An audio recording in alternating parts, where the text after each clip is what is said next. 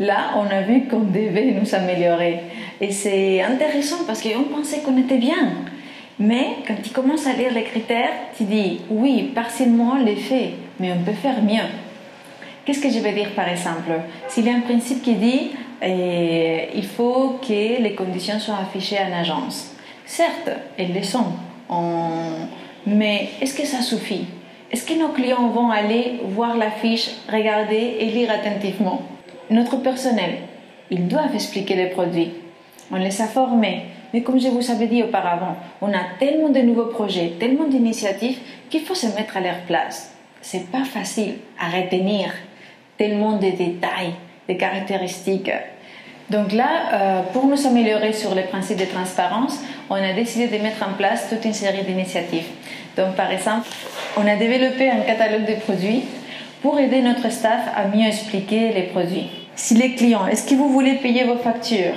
Donc on peut expliquer facilement qu'est-ce que c'est les produits, qui peut s'en bénéficier, pourquoi, quelle est la valeur ajoutée pour les clients. Les frais clairement décrits pour que les clients puissent regarder depuis le début et ne pas avoir aucun doute. Et même une section qu'on a trouvée très intéressante, c'est les foires à questions. Parce que même on pense que tout est bien décrit, on pense qu'on a donné toutes les informations et après on se rend compte, de par la pratique, qu'il y a certaines questions qui reviennent. Donc on essaie de donner une réponse et l'idée c'est que l'outil c'est un outil vivant. Pourquoi je dis vivante? Parce qu'au fur et à mesure, si jamais on voit qu'il y a certains doutes qui reviennent plus souvent, on aura à mettre à jour l'outil. Si la tarification change, forcément, on aura à mettre à jour l'outil.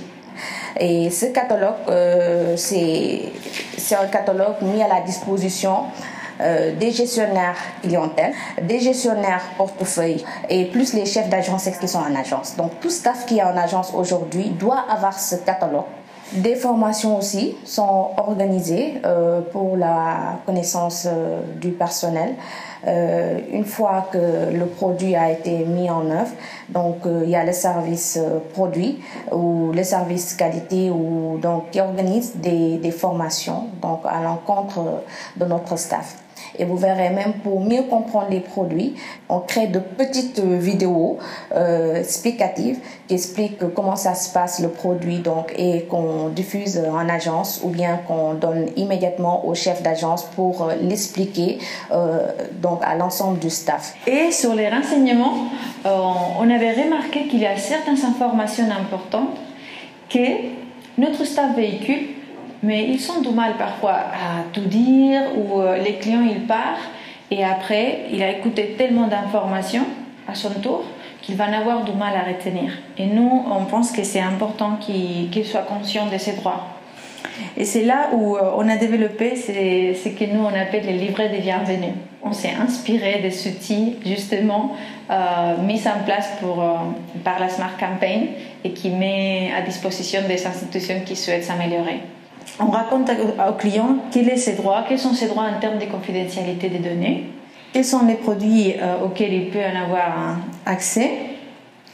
Il se passe comment le processus d'obtention d'un crédit, parce qu'il y a beaucoup de étapes et surtout pour un nouveau client, c'est pas du tout évident. Et aussi une section sur mieux comprendre ton contrat. Il y a certains termes techniques qu'on essaie d'expliquer avec des mots courants, des mots familiers, mais qu'on aimerait bien que les clients, surtout celui qui n'a pas eu des relations avec des institutions financières auparavant, puissent mieux comprendre. Donc par exemple, c'est quoi la caution morale? C'est une personne qui vient et qui va répondre pour toi en cas de problèmes d'impayés. Il faut que la caution et les clients, tous les deux, comprennent bien l'obligation et qu'est-ce que ça représente légalement.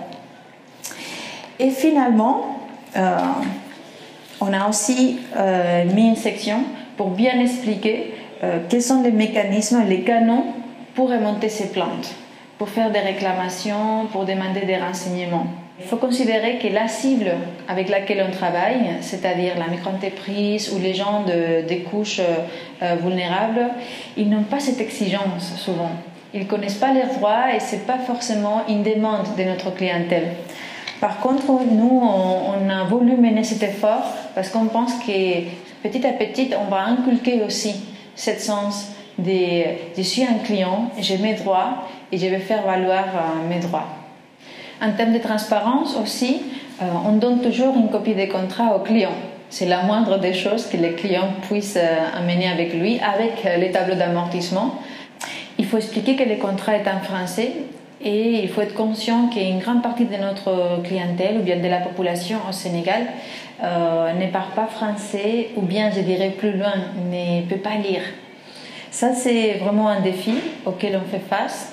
Comment on essaie de surmonter cette problématique? On instruit notre staff à bien expliquer de façon orale avec des termes en wolof, mais la limite elle est là, ça reste toujours à l'oral. Sur la transparence, la conclusion que je dirais on a eu à tirer de notre part, c'est qu'il est très important de multiplier les canaux à travers lesquels on souhaite véhiculer un message. Parfois, on se contente, on se dit, voilà, on a les conditions tarifaires affichées en agence ou on a une affiche qui raconte aux clients de l'assistance de centre relation client, centre d'appel. Mais on a vu que ça ne suffit pas. Et à ce moment-là, on a démultiplié les canaux pour que la communication soit effective.